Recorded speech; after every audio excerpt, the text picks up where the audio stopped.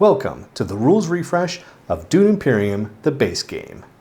Have you played this game before and you're just trying to jog your memory on the basic setup and the gameplay? Then this is the video for you. This is not a substitute for the full rules.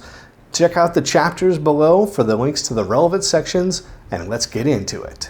Game setup. Let's set up the main area.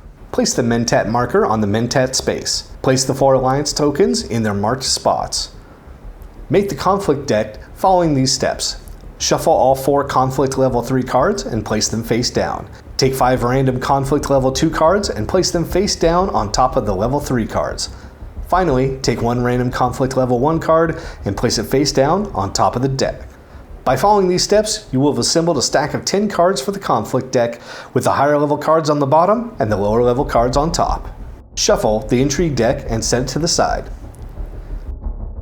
Separate the Arrakis Liaison, the Spice Must Flow, and the Fold Space cards and place them face up in 3 separate piles.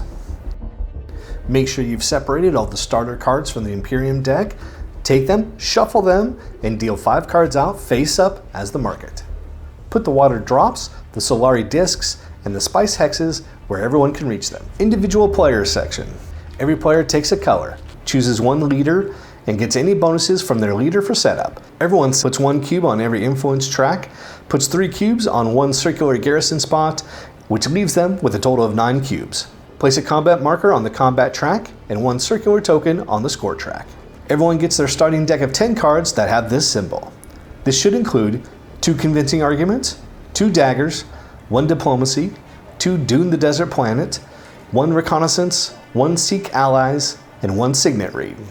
Set aside 1 agent, 1 score token, and 3 control markers. These may come into play in the game later. Everyone then grabs 1 water. You're done with setup. Gameplay. The game is played over a series of rounds consisting of 5 phases. Phase 1. Round start. Flip the top card of the conflict deck over. Each player draws 5 cards. Phase 2. Player turns. On the player's turn, they can either place an agent on space or take a reveal action. To place an agent, you have to play a card whose symbols match the space and pay any requirements marked on the space. Then you collect resources from the space and anything in the agent area on the played card. The next player then goes. If you do a reveal action, you total up all the persuasion points and you can buy cards from the market with those points. Set your combat strength.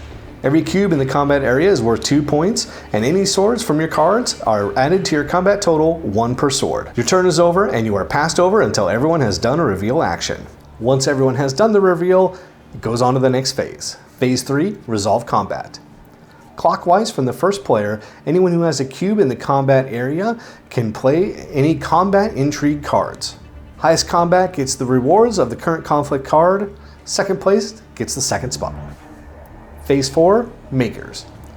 Place a spice token on any unoccupied space that has a worm icon. Phase 5, Recall. Check for win conditions. If someone has 10 or more points, or the last card of the conflict deck has been flipped over, the game is over and go to in-game scoring.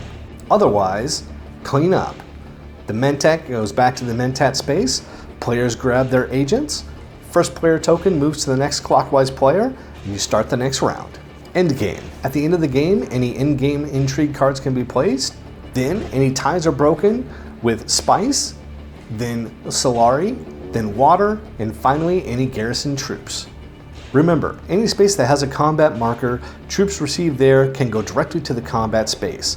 You can also bring along up to 2 troops from your garrison section at the same time. Remember, at the Siege to Bar, you do have to at least have a level 2 influence with the Fremen to be able to use that space. Remember, when a conflict card that says battle for a certain space comes out, the current controller can take a troop from their supply directly to the combat. That was the rules refresh for Dune Imperium. Hopefully that helped you get up and running quickly.